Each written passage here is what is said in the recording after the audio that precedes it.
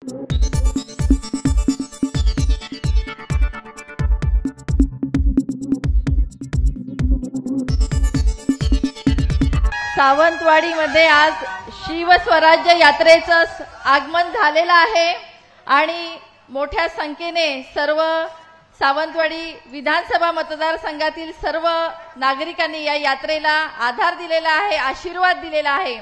या यात्रेनिमित्त पूर्ण महाराष्ट्रात जे फिरतायत आणि पूर्ण महाराष्ट्र ज्यांनी पिंजून काढलं ते आमचे नेते आदरणीय जयंत पाटील साहेब, तसेच त्यांच्याबरोबर या यात्रेमध्ये पूर्ण ठिकाणी फिरणारे आमचे संसद रत्न खासदार आदरणीय अमोलजी कोल्हे साहेब, तसेच मंचावर उपस्थित असलेले आदरणीय प्रवीणभाई भोसले, आमचे अमितजी सामंत, आमचे दोडामार्गचे सुरेशभाई दळवी, मंचावर उपस्थित असलेले सर्वच मान्यवर विद्यार्थीचे आमचे प्रदेशाध्यक्ष सुनीलजी गव्हाणे, शेखरजी माने, सगळ्यांची नावं घेत नाही कारण यात्रेला खूप कमी वेळ आहे, साहेबांना पुढे जायचंय। तर आज या ठिकाणी ही शिवस्वराज्य यात्रा आलेली आहे आणि सगळ्यात आनंदाची गोष्ट म्हणजे की आपली जी 16 ऑगस्टला जाणीव जागर यात्रा सुरू झालेली होती त्याचा समारोप आज होत आहे। 175 गावांना जोडणारी ही जाणीव जागर यात्रा ज्याच्यामध्ये तुम्ही सगळे सहभागी झाले होतात त्याचा समारोप आज आहे आणि 175 गावांमध्ये फिरताना या जाणीव जागर यात्रेनिमित्त पण थोडक्यात सांगते की या आपल्या मतदारसंघामध्ये अनेक प्रश्न आहेत आणि हे आपले प्रश्न नाहीत तर ते आपले हक्क आहेत आणि हे हक्क सोडवण्यासाठी आपल्याला आपल्या शक्तीचा वापर केला पाहिजे, तो म्हणजे मतदानाचे अस्त्र जे डॉक्टर बाबासाहेब आंबेडकरांनी आपल्याला दिलेला आहे। तो मतदानाचा अस्त्र वापरून आपण आपल्या समस्या सोडवल्या पाहिजेत आणि याचं सगळं जाणीव आणि जागर करण्यासाठी तुमचा हक्कांचा जागर आणि शक्तीची जाणीव करून देण्यासाठी आम्ही प्रत्येक ठिकाणी गेलो। पण साहेब तुम्हाला मला सांगावं वाटतं की जेव्हा आम्ही तिथे गेलो प्रत्येक ठिकाणी कितीतरी अडचणी आम्हाला दिसल्या, प्रत्येक ठिकाणी रोजगाराच्या समस्या तर भयानक आहे। आमचा म्हणजे मधल्या पिरियडमध्ये गणपती झाले, गणपतीमध्ये आमची कुटुंब भरलेली होती, पण आता बघितलं तर सगळी कुटुंब ओस पडलेली आहे, घरांना कुलूप लागलेली आहेत, घरात एक नाही तर 2 माणसं, त्याच्यावरती माणसं नाहीयेत। आज आमच्या महिला भगिनी असतील, आमच्या माय माऊलींच्या डोळ्यामध्ये अश्रू आहेत का तर माझ्या मुलाची मला वर्ष वाट बघायला लागते, माझा मुलगा वर्षांनी येणार, गणपतीला 2 दिवस राहणारला विसर्जनला आहे की नाही माहित नाही।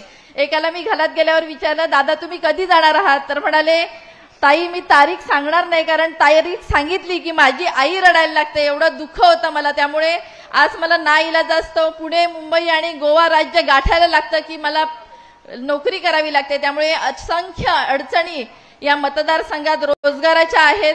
आज महिला भगिनींच्या हाताला काम नाहीये। मी एका ठिकाणी गेले तर बऱ्याच महिला सुपारी सोलत होत्या, मी म्हटलं मी पण एक सुपारी सोलून बघते, आडाळ्यावर बसून त्या सुपारी सोलत होत्या।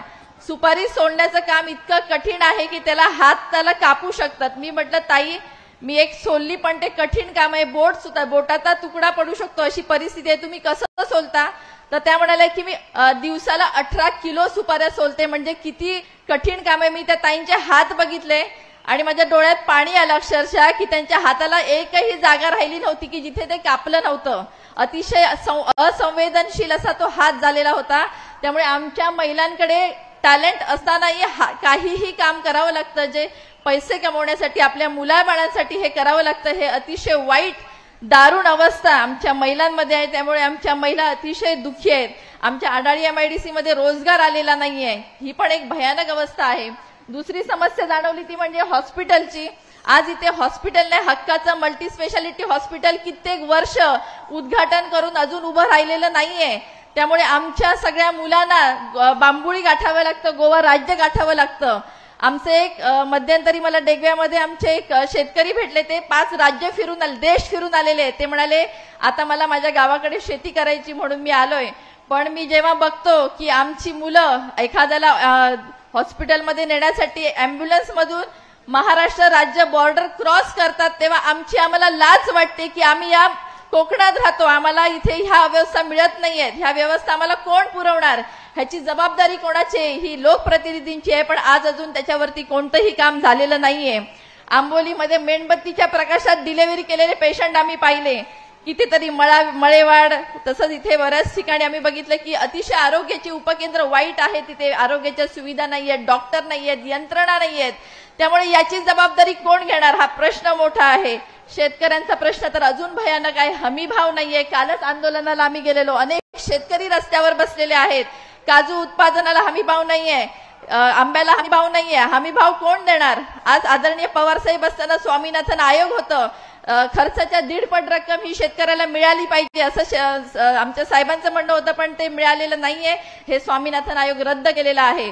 बाहेरचा आफ्रिकाचा टांझानियाचा काजू येतो, तो अतिशय स्वस्त दरात येतो, कारण आयात शुल्क कमी केलं या सरकारने। आयात शुल्क वाढवण्याची जबाबदारी या सरकारची आहे, पण अजून सरकारला जाग येत नाहीये। त्यामुळे आपल्याला याच्यावर पण शेतकऱ्यांचे मोठे प्रश्न आहेत। आणि जे पिकवतात त्याच्यात जंगली जनावर आहेत, ते खाऊन टाकतात। गवेरेडे रस्त्यावर फिरतात, रस्त्याच्या कडेला मरून पडलेले बघितले आहेत। मागे तर इथे दवाखान्यात गवारेडा एक शिरलेला होता। त्यामुळे गवारेडा हा आमचे बिबटे असतील हे पण घराघरात येत आहेत। त्यामुळे खूप शेतकऱ्यांमध्ये भीतीचं वातावरण आहे। दोडामार्गमध्ये जंगली हत्तींचा प्रश्न आहे, बरेच प्रश्न आहेत। आमचा रेल्वे टर्मिनसचा प्रश्न खूप मोठा आहे, टर्मिनस झालं पाहिजे। कोरोनाच्या पूर्वी 14 गाड्या थांबायच्या, पण आता 5 गाड्या थांबतायत। ह्या गाड्या सुरू करण्याची जबाबदारी कोणाची? रेल्वे थांबल्या पाहिजे, त्याशिवाय आमच्या या कनेक्टिव्हिटी सुरक्षित होणार नाही आणि सुधारणार नाही। त्या स्ट्रॉंग करणं गरजेचं आहे। आपल्याकडे समुद्र किनारा आहे, आपल्याकडे मोपा एअरपोर्ट असेल, चिपी एअरपोर्ट आहे, आपल्याकडे रेल्वे स्टेशन आहे, पण या कनेक्टिव्हिटी स्ट्रॉंग झाल्याशिवाय पर्यटन व्यवस्था सुधारणार नाही। पर्यटनासाठी आपली काय पॉलिसी डेव्हलप आहे मला सांगा। जेव्हा आपला पर्यटक जेव्हा समुद्रकिनारी फिरायला जातो त्याला मक्याचं कणीस नितार वडापावाच्या व्यतिरिक्त काय देतो आपण? वेळाघरचा बघा, जो वेळाघरचा 5 स्टार हॉटेलचा प्रश्न आहे तो अजून तसाच आहे, कारण त्यांना खायचंय तर ऊस खायचा, पण मुळासकट खायचा, शेतकऱ्यांना मारून खायचा, ही वृत्ती आहे ना ती घातक आहे। त्यामुळे सगळ्यांनी जागा व्हायचंय आणि हे सगळे जागे झालेले आहेत। प्रत्येक ठिकाणी गेल्यावर प्रत्येकाने सांगितलंय की आम्हाला बदल करायचा आणि आम्हाला हे सरकार नको आहे। महाविकास आघाडीचं सरकार हे सर्वसामान्यांसाठी होतं, शेतकऱ्यांसाठी होतं। त्यामुळे असे अनेक प्रश्न, रस्ते, पाणी, वीज तर 5वीलाच पुजलेले आहेत। त्याच्यासाठी जरा बिचारे आमचे कोकणवासी आहे ते एक्सेप्ट करून चाललेत म्हणतात आहे, त्याच्यात आम्ही समाधी मांडणारा कोकणी माणूस आहे, आमचा भोळा भाबडा माणूस आहे। जसं म्हणतो आमचा भोळा भाबडा कोकणी माणूस शहाळ्यासारखा गोड असतो आतमध्ये, तसं पण साधी भाडवी माणसं असूनही आज त्यांचा गैरफायदा घेतला जात आहे। आमच्या शिक्षणातल्या मुलांचा तर अतिशय वाईट प्रश्न आहे। आमची मुलं मेरिटमध्ये नंबर 1 येतात। महाराष्ट्रात 10वी आणि 12वीची मुलं ही सिंधुदुर्गातली असतात, याचा मला अभिमान आहे। पण आज त्यांना रोजगार तर नाहीच आहे। पण आज आमची मुलं, जेव्हा आम्ही जाणीव जागर यात्रा घेऊन गावागावामध्ये गेलो, आमची लहान लहान मुलं शाळेतनं बाहेर आली निवेदन घेऊन की ताई आम्हाला कम्प्युटर हवा, आमचे कम्प्युटर बंद पडलेत, आमच्याकडे डिजिटल क्लासरूम हवा, आम्हाला टॉयलेट नाहीये, वॉशरूम नाहीये, ह्या प्रश्न घेऊन मुलं रस्त्यावर येत आहेत। याच्यासारखी वाईट अवस्था नाहीये। इथलं शाळा त्या दिवशी छप्पर पडलं, मुलाने दुर्दैवाने कुठल्या मुलाला काही झालं नाहीये। त्यामुळे अशा अनेक गोष्टी या मतदारसंघामध्ये। एका शाळेमध्ये तर काही शिक्षकांनी सांगितलं आम्हाला शाळेला कलर करायचा होता, पण पालकांकडनं पैसे किती वेळा मागणार? शेवटी मुलांनी राख्या बनवल्या, त्या राख्या विकल्या आणि त्याच्यानंतर ते पैसे मिळले, त्याच्यातनं रंगरंगोटी केली। ही परिस्थिती आज सावंतवाडी विधानसभा मतदारसंघामध्ये आहे। त्यामुळे प्रचंड नाराजी आज जनतेमध्ये आहे, महिला भगिनीमध्ये आहे, आमच्या माय माऊलीमध्ये, भावांमध्ये आहे। आणि आज 15 ऑगस्ट आणि 26 जानेवारी आपण सगळे साजरा करतो मोठ्या उत्साहामध्ये, पण आमची माणसं म्हटलं सगळी जनता ही रस्त्यावर आंदोलनाला बसलेली असते, याच्यासारखं दुर्दैव नाही। आणि हा अतिशय काळा दिवस मला वाटतं की आपल्या सगळ्या आयुष्यात की सगळ्यांना आंदोलन करावं लागतात, हे खूप वाईट आहे। खरं तर आमच्या कोकणचा माणूस हा अतिशय सुसंस्कृत आहे। आमच्या हे बॅरिस्टर नाथ पै यांची ही जन्मभूमी आहे, प्राध्यापक मधु दंडवते यांची ही कर्मभूमी आहे, बापूसाहेब महाराज, आमचे जनरल जगन्नाथराव भोसले, प्रतापराव भोसले, हे अशी मोठी मान्यवर मंडळी, सुरेशजी प्रभुसाहेब, अशी ही मोठी मोठी मंडळी ज्यांनी या जनतेवर अपार प्रेम केलं। नेत्यांना पण त्यांनी प्रेम दिलं, पण अशी ही मंडळी ते होऊन गेली आणि त्यांनी या भागामध्ये काम केलं। पण आज काय केलं जातं? सगळ्यांनी विचार करा, आज भावनिकतेचं राजकारण केलं गेलं। कोकणाच्या भोळ्या भाबड्या जनतेचा स्वभावाचा फायदा करून घेतला, गोड गोड बोलून आणि सगळं भावनिकतेचं राजकारण करून इलेक्शन लढवल्या गेल्या, पण विकास मात्र झाला नाही। आणि सगळ्यांना प्रत्येक ठिकाणी गावागावामध्ये सगळीकडे आर्थिक स्तरावर त्यांचा उंचवण्यासाठी काही प्रयत्न झाला नाही। आणि मात्र या इलेक्शनला या आर्थिक स्तर उंचवला नाही त्याचा फायदा घेतला जातो, ही वस्तुस्थिती आहे। आज बाउन्सर प्रवृत्ती डोकं वर काढते, ही कुठेतरी ठेचली पाहिजे असं आमच्या महिला भगिनींचं, माता भगिनींचं, युवकांचं मत आहे। कारण आमचा तरुण हा वाया गेला नाही पाहिजे, तो जगला पाहिजे आणि आपला महाराष्ट्र तरच घडणार आहे, कोकण घडणार आहे, ही आमच्या सर्वांची वस्तुस्थिती आहे। खरं तर आज आम्ही या जाणीव जागर यात्रेनिमित्त हे सगळं पाहिलं आणि हे दृश्य अतिशय वेदनादायी होतं। अनेक वेळा रडू आलं। आमच्या महिला भगिनींचे अश्रू बघून, आमच्या माय माऊली भावांचे अश्रू बघून खूप वाईट वाटलं। पण आज सगळ्यांनी ठरवलेलं आहे, ते म्हणाले यावेळेला आम्ही आता आमचं अमूल्य मत, म्हणजे आम्हाला ही शक्तीची जाणीव झालेली आहे आणि आमचं अमूल्य मत त्याचं कोणतंही मूल्य न करता आम्ही ते देणार आहोत, हे सगळ्यांनी ठरवलेलं आहे। आज शिवस्वराज्य यात्रेनिमित्त आदरणीय जयंत पाटील साहेब आलेत। जयंत पाटील साहेब आपल्याला माहिती आहे त्यांची ख्याती कशी आहे, एक लोकनेते, अतिशय चांगलं कार्य त्यांचं आहे आणि आपल्या कार्यकर्त्या पाठीशी खंबीरपणे उभं राहणारं नेतृत्व म्हणजे आदरणीय जयंत पाटील साहेब।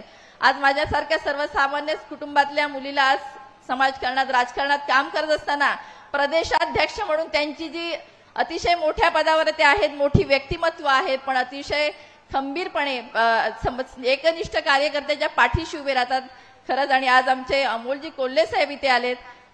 छत्रपती शिवरायांचा इतिहासात प्रत्येक घराघरात पोहोचवण्याचं काम ज्यांच्या माध्यमातून झालं ते इथे आले, ते आपलं भाग्य आहे।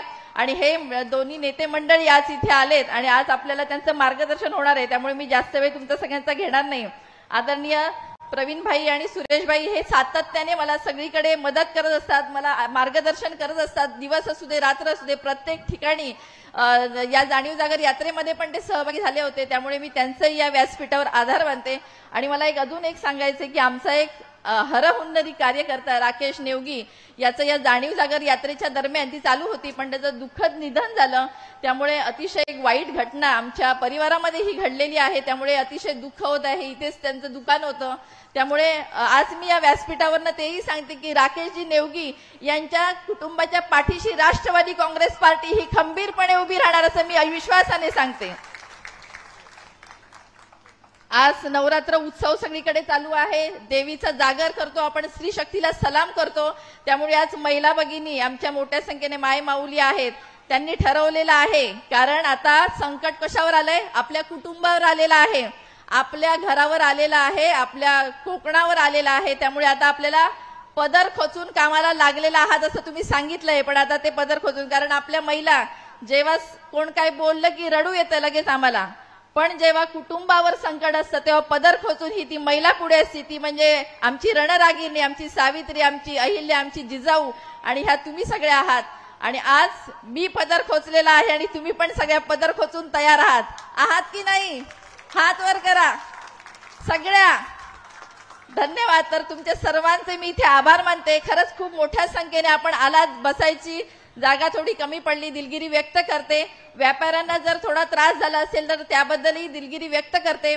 आणि आमची विर्डी पासून सगळी भागातनं खवणे, केळूस, मांगेली लांब लांब वरनं जिथे यायला साहेब 2-2 तास लागतात, 125 किलोमीटर लांबीचा मतदारसंघ आहे आणि याच्यामध्ये सगळेजण म्हणजे असं एकाच ठिकाणावर नाही, प्रत्येक गावातनं आलेले आहेत जे यात्रेमध्ये सहभागी झालेले होते, त्यांनी या शिवस्वराज्य यात्रेला आशीर्वाद दिलेला आहे। आणि आजची ही यात्रा आणि आजचं हे भव्य व्यासपीठ आमचे नेते मंडळी आलेले आहेत आणि आमच्या कलाकारांनी इथे ऍक्ट केला, तो अतिशय भावनिक होता, एकदम हृदयाला स्पर्श करून गेला आणि याचा बोध सर्वांनी घेतलाच असेल। तर आज मी पुन्हा एकदा माझं हे लांबलेलं प्रास्ताविक थांबवते, जास्त वेळ घेत नाही, तुमचे सर्वांचे आभार मानते आणि सर्वांचं पुन्हा एकदा स्वागत करते आणि थांबते। काही राहिलं असेल तर दिलगिरी व्यक्त करते आणि थांबते। धन्यवाद। जय हिंद, जय महाराष्ट्र, जय राष्ट्रवादी काँग्रेस पार्टी। धन्यवाद।